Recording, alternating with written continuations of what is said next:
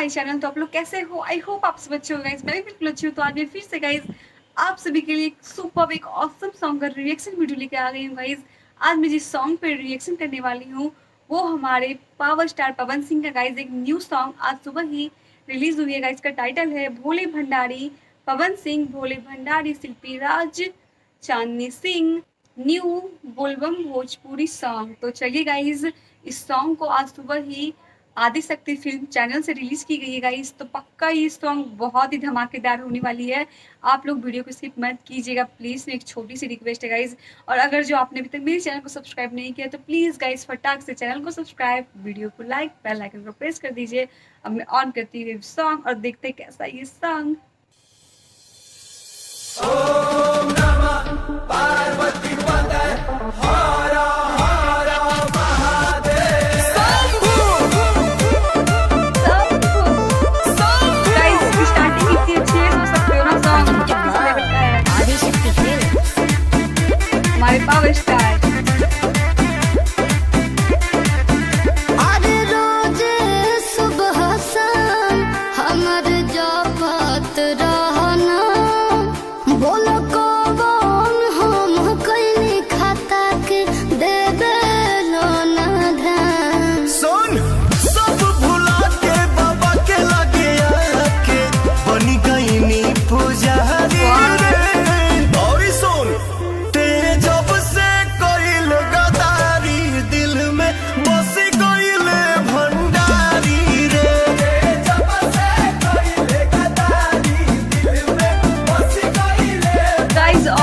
Song है, बहुत ज्यादा अच्छी गाइस सॉन्ग।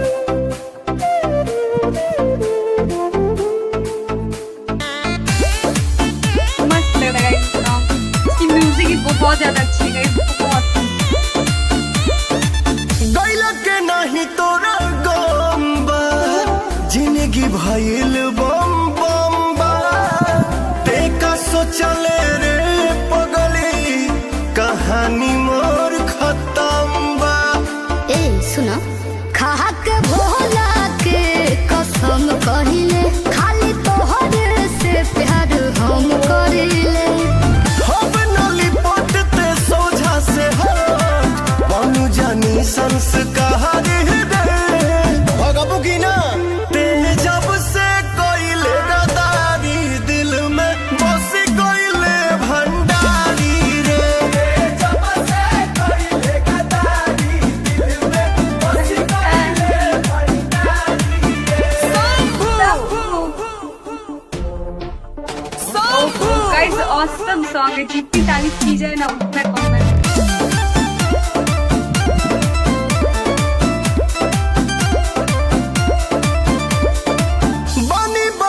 खुशहाल रे नहीं खे कोनो मलाल रे केहू के ना जरूरत पवन के संगे जब बड़े महाकाल रे। जानू ऐसे ना होने आए तू कर संगे शुरू नया अध्याय तू कर। बिहे विशाल नहीं मौका दोबारा टूटल जे एको बार यारी रे ते जब से कोइले गदारी दिल में बसी कोइले भंडारी रे जब से कोइले गदारी दिल में बसी कोइले भंडारी गाइस ये सॉन्ग तो खत्म हो चुकी है। बहुत ही अच्छी, बहुत ही औसम। जितना तारीफ किया जाए गाइस उतना कम था। सॉन्ग की स्टोरी बहुत अच्छी थी, सॉन्ग की क्वालिटी बहुत अच्छी थी, और पवन भैया इस सॉन्ग को गा रहे थे गाइस, तो ऑब्वियसली बहुत ही अच्छा होना हो। बहुत ही अच्छा सॉन्ग था गाइस, मुझे बहुत अच्छी लगी। आपको मेरी रिएक्शन कैसी लगी प्लीज गाइस कमेंट करना मत भूलिएगा। अगर आपको ये पवन भैया का सॉन्ग अच्छा लगा, मेरा रिएक्शन अच्छा लगा हो तो मेरे चैनल को सब्सक्राइब, वीडियो को लाइक, बेल आइकन को प्रेस कर दीजिएगा गाइस। तो मैं मिलती हूँ आपसे गाइस नेक्स्ट रिएक्शन वीडियो में। Bye bye, take care.